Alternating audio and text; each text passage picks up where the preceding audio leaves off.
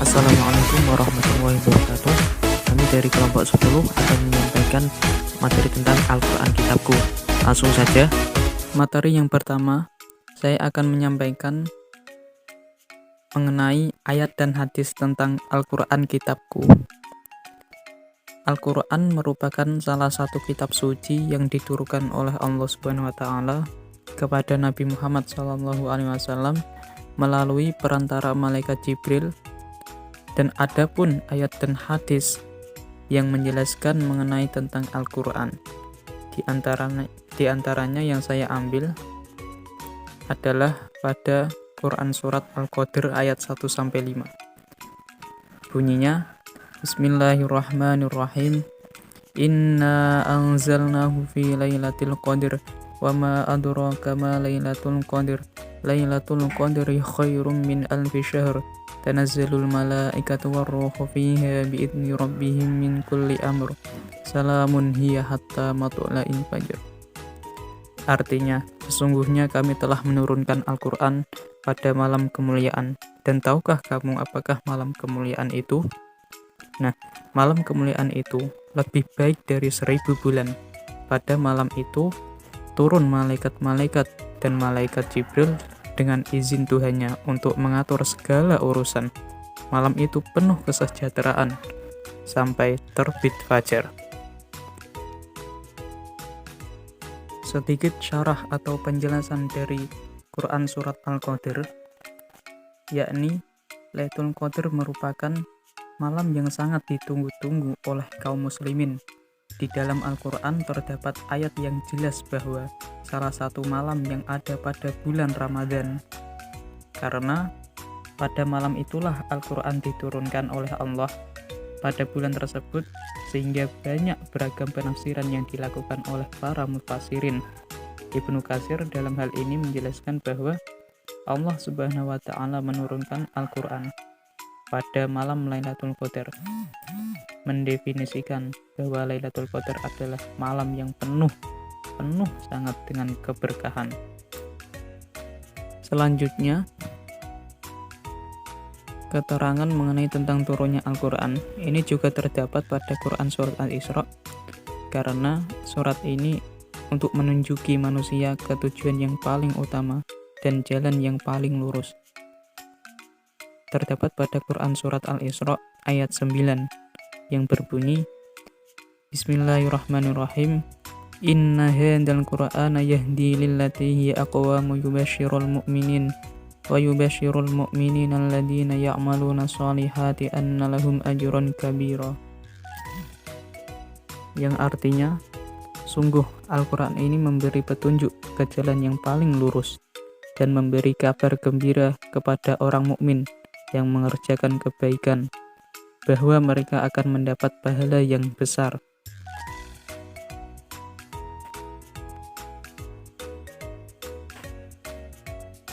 Jadi, di antara faedah Al-Quran yang disebutkan dalam ayat atau Quran Surat Al-Isra ayat 9 ini adalah, pertama, Al-Quran memberi petunjuk kepada orang yang mau menjadikannya sebagai pedoman ke jalan yang lurus. Artinya apa? Artinya yang disebut jalan lurus ini adalah agama Islam yang berpangkal pada ajaran tauhid, yakni keyakinan bahwa tidak ada kekuatan yang dapat menciptakan dan menguasai alam semesta ini kecuali hanya Allah Subhanahu wa taala. Kedua, Al-Quran memberi kabar gembira, busyra, kepada orang-orang yang percaya kepada Allah Subhanahu wa taala dan Rasul-Nya, berbuat amal baik, melakukan apa saja yang diperintahkan Allah, serta menghindarkan diri dari berbuat sesuatu yang dilarangnya. Ini penjelasan dari takwa. Ketiga, Al-Quran adalah peringatan bagi orang-orang yang tidak mempercayai hari pembalasan, dan tidak mengakui adanya pahala dan siksa yang akan diberikan Allah di hari kiamat. sebagai balasan bagi perbuatan mereka ketika hidup di dunia. Selanjutnya, ada salah satu hadis yang menjelaskan mengenai tentang keutamaan atau perumpamaan orang yang membaca Al-Quran. Hadis ini diriwayatkan oleh Bukhari Muslim dari Abu Musa al-Asy'ari berkata, Rasulullah SAW bersabda, An Abi Musa radhiyallahu anhu, qala Rasulullah sallallahu alaihi wasallam, masalul mu'min alladzi yaqra'ul qur'ana masalul uturjati rihuha thayyibun wa ta'muha thayyibun. Wa masalul mu'min alladzi la yaqra'ul qur'ana masalu tamrati la rihalaha wa ta'muha thayyibun. Wa masalul munafiqi alladzi yaqra'ul qur'ani masalur rayhanati rihuha thayyibun wa ta'muha murrun. Wa masalul munafiqi alladzi la yaqra'ul qur'ana kamasalil handulati laisa laha rihun wa ta'muha murrun. Rawahul Bukhari wal Muslim.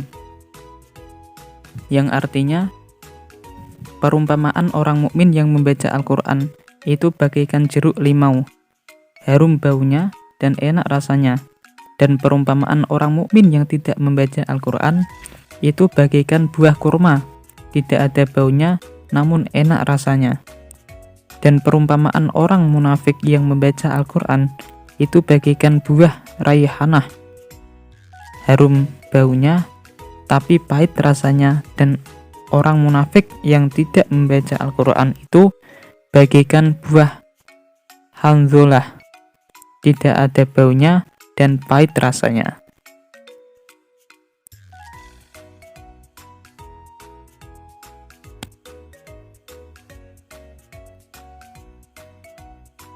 Nah, pada kesimpulannya, dari hadis tersebut sudah jelas bahwa kelezatan tilawatil Quran atau orang yang membaca Al-Quran jauh berbeda dari kelezatan apapun di dunia ini, seperti jeruk dan kurma. Tetapi banyak rahasia di balik tamsil hadis yang menjadi saksi terhadap ilmu nubuwah dan luasnya pemahaman Nabi SAW. Misalnya, jeruk mengharumkan mulut, menguatkan pencernaan, membersihkan lambung, dan sebagainya. Semua manfaat itu juga dihasilkan oleh pembaca Al-Quran, yaitu mewangikan mulut, membersihkan batin, dan menguatkan rohani. Itu adalah keutamaan-keutamaan orang yang membaca Al-Quran. Selanjutnya akan diteruskan oleh Mas Oyi. Assalamualaikum warahmatullahi wabarakatuh. Terima kasih untuk waktunya. Untuk selanjutnya di sini saya akan menjelaskan tentang bagaimana penjelasan dalam buku mata pelajaran Al-Quran dan hadis. Dalam yang pertama yaitu ada isi materi. Pada isi materi dalam buku sudah dijelaskan tentang pengertian Al-Quran. Di situ juga dicantumkan menurut berbagai para ulama. Dan kemudian ada juga tentang nama-nama Al-Quran. Contohnya yang pertama yaitu Al-Quran sendiri merupakan nama yang paling populer. Yang kedua ada disebut juga Alkitab. Al-Quran ini sering disebut sebagai Kitabullah yang artinya kitab suci Allah. Kemudian ada At-Tanzil yang artinya yang diturunkan, yaitu maksudnya Al-Quran diturunkan oleh Allah SWT kepada Nabi Muhammad melalui perantara malaikat Jibril untuk disampaikan kepada seluruh umat manusia. Kemudian yaitu ada perilaku orang yang berpegang teguh pada Al-Quran. Al-Quran merupakan sumber ajaran Islam yang pertama. Setiap muslim berkewajiban untuk berpegang teguh kepada hukum-hukum yang terdapat di dalamnya agar menjadi manusia yang taat kepada Allah SWT, yaitu mengikuti segala perintah Allah dan juga menjauhi larangannya. Dalam buku tersebut dijelaskan juga Al-Quran memuat berbagai pedoman dasar bagi kehidupan umat manusia. Kita sebagai seorang muslim harus meyakini tuntunan yang berkaitan dengan keimanan atau akidah, yaitu ketetapan yang berkaitan dengan iman kepada Allah SWT, malaikat-malaikat, kitab-kitab, rasul-rasul, hari akhir, serta qada dan qadar. Yang ketiga yaitu pengembangan materi Al-Quran kitabku. Yang pertama, pengembangan yang kami tawarkan yaitu pengertian Al-Quran. Al-Quran secara bahasa berasal dari kata qura'a yaqra'u qira'atan Qur'anan, yakni sesuatu yang dibaca atau bacaan. Sedangkan secara istilah merupakan kalamullah yang diturunkan kepada Nabi Muhammad dan sampai kepada kita secara mutawatir serta membacanya yang berfungsi sebagai ibadah. Sedangkan menurut M. Quraish Shihab, Al-Quran secara harfiah berarti bacaan yang sempurna. Ia merupakan suatu nama pilihan Allah yang tepat, karena tiada suatu bacaan pun sejak manusia mengenal baca tulis 5.000 tahun yang lalu yang dapat menandingi Al-Quran. Sedangkan menurut Abdul Majid, Al-Quran yaitu kalam Allah yang mengandung mukjizat yang diturunkan kepada Nabi Muhammad melalui malaikat Jibril yang tertulis pada mushaf dan dinilai ibadah dalam membacanya, yang dimulai dari surah Al-Fatihah dan diakhiri dengan surah An-Nas. Dan Al-Quran juga diturunkan secara berangsur-angsur selama 23 tahun sebagai penerang, petunjuk dan rahmah yang kekal dan abadi sampai hari kiamat. Poin yang kedua yaitu sifat-sifat Al-Quran. Al-Quran mempunyai banyak nama yang kesemuanya itu menunjukkan ketinggian peran dan kedudukannya. Dengan kata lain, Al-Quran merupakan kitab samawi yang paling mulia. Di antara nama-nama Al-Quran yaitu Alkitab, Al-Furqan, At-Tazi, dan Al-Zikr. Selain itu, Al-Quran juga memiliki beberapa sifat yang mulia, antara lain An-Nur, Huda, Rahmah, Asyifah, Mau'idhah, Aziz, Mubarak, dan Basyirah wa Nadhira, dan semacamnya. Yang kedua yaitu sifat Asyifa yang artinya obat, dan Ar-Rahmah artinya kasih sayang, sebagaimana firman Allah dalam Quran surat Al-Isra ayat 82. Bismillahirrahmanirrahim. Wa nunazzilu minal Qur'ani ma huwa shifaa'u wa rahmatul lil mu'minina wa la yazidudz zalimina illa khasara. Yang artinya, dan kami turunkan dari Al-Quran sesuatu yang menjadi penawar dan rahmat bagi orang yang beriman. Sedangkan bagi orang yang zalim atau Al-Quran itu hanya akan menambah kerugian. Quran surat Al-Isra ayat 82. Tiga yaitu sifat Huda yang artinya petunjuk, seperti firman Allah dalam Quran surat Al-Fussilat ayat 44 yang artinya, dan sekiranya Al-Quran kami jadikan sebagai bacaan dalam bahasa selain bahasa Arab, niscaya mereka mengatakan, mengapa tidak dijelaskan ayat-ayatnya? Apakah patut atau Al-Quran dalam bahasa selain bahasa Arab sedang Rasul orang Arab? Katakanlah, Al-Quran adalah petunjuk dan penyembah bagi orang-orang yang beriman, dan orang-orang yang tidak beriman pada telinga mereka ada sumbatan, dan Al-Quran itu merupakan kegelapan bagi mereka, atau mereka itu seperti orang-orang yang dipanggil dari tempat yang jauh. Yang keempat yaitu sifat mau'idhah yang artinya nasihat, dalam Quran surat Yunus ayat 57. Bismillahirrahmanirrahim. Ya ayuhan nas qad ja'atkum mau'idhatum min rabbikum wa shifaa'un lima fis suduri wa huda wa rahmatul lil mu'minin. Artinya, hai manusia, sesungguhnya telah datang kepadamu pelajaran dari Tuhanmu dan penyembuh bagi penyakit-penyakit yang berada dalam dada dan petunjuk serta rahmat bagi orang-orang yang beriman. Quran surat Yunus ayat 57. Yang kedua yaitu Al-Quran sebagai sumber pokok ajaran Islam.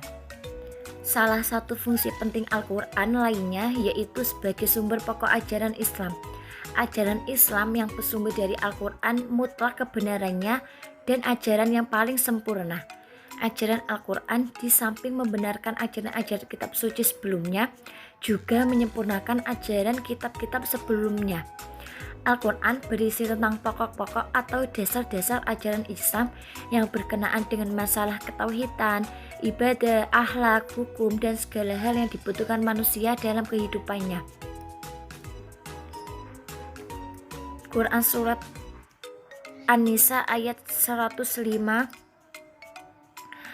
menegaskan bahwa Al-Quran diturunkan dengan membawa kebenaran hakiki yang berfungsi sebagai dasar penetapan hukum yang harus dipegang teguh oleh Nabi Muhammad, tidak boleh sedikit pun menyimpang dari Al-Quran. Dan tentunya hal ini juga harus dipegang teguh oleh umat Islam. Poin yang ketiga yaitu Al-Quran sebagai peringatan dan pelajaran bagi manusia. Sebagai peringatan dan pelajaran bagi manusia, yaitu maksudnya adalah Al-Quran merupakan kitab suci dengan konsep ajaran yang salah satu ajarannya adalah berupa sejarah atau kisah umat terdahulu. Dalam kisah-kisah itu dijelaskan bahwa ada di antara umat manusia sebagian orang-orang yang beriman, taat dan soleh, namun ada pula sebagian yang lain yaitu orang-orang yang kafir, maksiat. Kepada mereka yang soleh, Allah SWT menjanjikan kebaikan di dunia dan pahala surga di akhirat karena ridhonya. Sebaliknya, kepada mereka yang kafir, durhaka dan tidak soleh, Allah SWT mengancam dengan ancaman hukuman dan azab baik di dunia maupun di akhirat. Dan dalam banyak ayat Allah SWT membuktikan janji dan ancamannya tersebut. Bagi kita, apa yang dijelaskan dalam kisah umat terdahulu dapat kita ambil pelajaran dan sekaligus peringatan bagi kita untuk pandai mengambil pelajaran dan meneladani yang baik dan menjauhi yang buruk untuk mencapai kesuksesan dan kebahagiaan hidup di dunia sampai di akhirat kelak.